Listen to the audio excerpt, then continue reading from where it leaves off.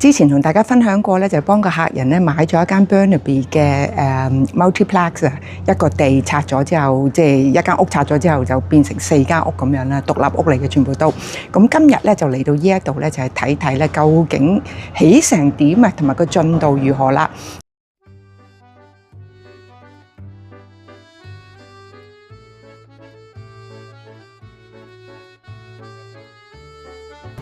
好啦，呢個 project 而家咧就已經進行緊㗎啦。咁個 framing 嗰啲都睇到係已經起好㗎啦。咁我個客人咧就係買咗呢一間屋啦，就係喺後面靜啲嘅。咁後面仲有一個 park 咧，就係back 住佢哋嗰個 patio 嘅。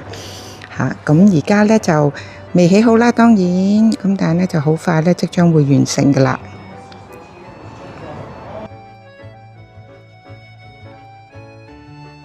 即係大家如果有興趣咧，對於multiplex 或者 duplex 呢一種嘅產品咧係有興趣咧，可以隨時聯絡我嘅。咁 Maureen 咧就會帶你哋咧去物色一啲你哋心儀嘅 property 㗎啦。好啦，下次再講，拜拜。之前同大家分享過咧，就幫個客人咧買咗一間 Burnaby 嘅multiplex 啊，一個地拆咗之後，即係一間屋拆咗之後就變成4間屋咁樣啦，獨立屋嚟嘅全部都。咁今日咧就嚟到呢一度咧，就係睇睇咧究竟起成點啊，同埋個進度如何啦。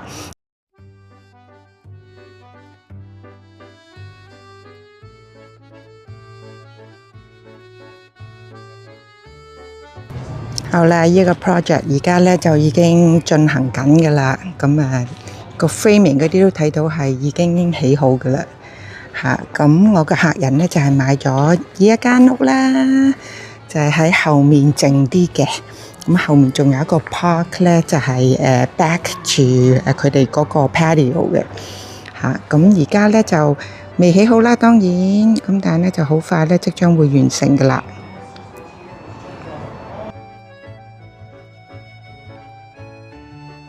即係大家如果有興趣咧，對於multiplex 或者 duplex 呢一種嘅產品咧係有興趣咧，可以隨時聯絡我嘅。咁 Maureen 咧就會帶你哋咧去物色一啲你哋心儀嘅 property 㗎啦。